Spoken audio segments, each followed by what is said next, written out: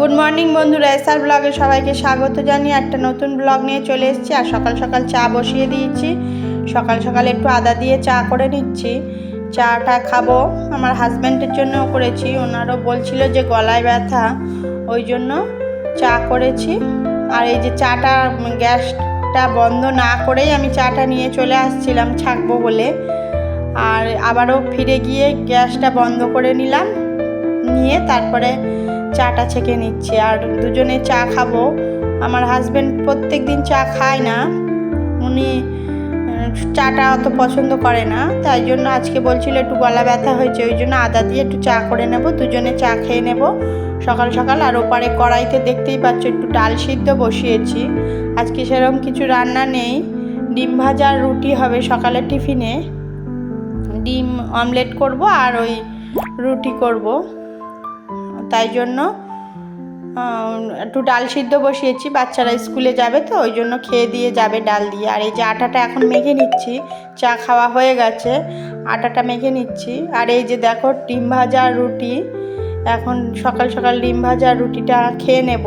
নিয়ে সকালে ভাত হয়েছে, রুটি হয়েছে, রান্না করতে করতে অনেকটাই দেরি হয়ে গেল, ওই জন্য খেয়ে দিয়ে নিয়ে এখন এলাম এই যে ঘরটা মুছে নিতে।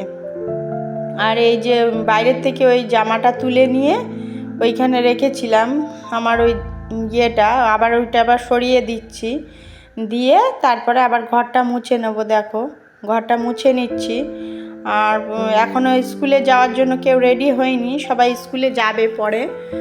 আর এই তার মধ্যে আমি ঘরটা মুছে নিচ্ছি, মনে করছি যে আগে ঘরটা মুছে নিই, সকালের কাজগুলো সকালের মধ্যেই কাজ সেরে নিতে পারলেই ভালো হয়, তাই জন্য সকাল সকাল ঘরটা মুছে নিচ্ছি। বিছানা টিছানা সব গুছিয়ে নিয়েছি।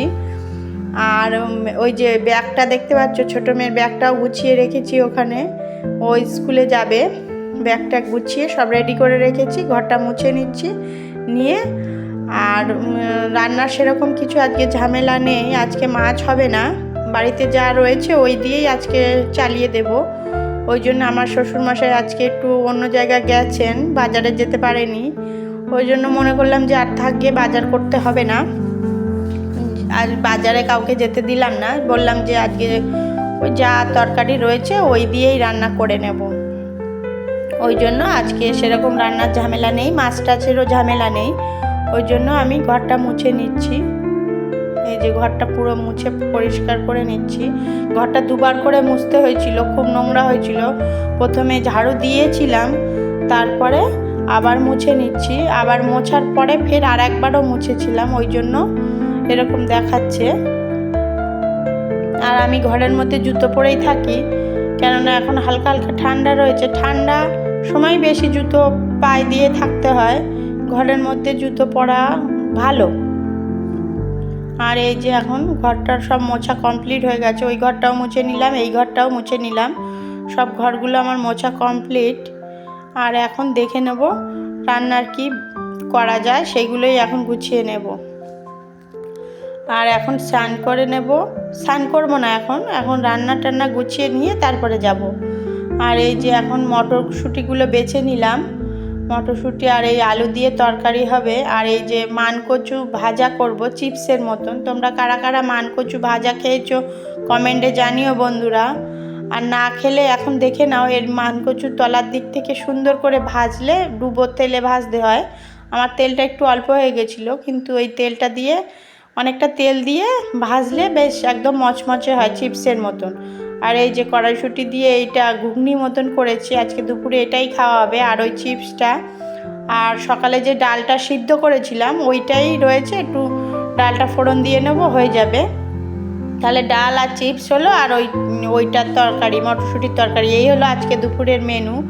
আর সবাইকে স্কুলে দিয়ে এসে আমি এই রান্না বসিয়েছিলাম, আর আমার এই রান্নাটা কমপ্লিট হয়ে গেছে। এই যে মটরশুঁটির ঘুগনিটা এরকম হয়েছে দেখতে। আর এই যে চিপস ভাজাটা দেখো, একদম মচমচ করছে চিপস ভাজাটা, তোমাদেরকে দেখাচ্ছি। এই দেখো ঝুরঝুর ঝুরঝুর, কিন্তু তেল থাকবে না, মানে চিপসটা যেরকম হয় ওরকমই হয়েছে। আর এই যে ডালটা, অল্প করেই ডালটা করেছি, আর এই যে অল্প একটু টমেটোর চাটনিও করেছি।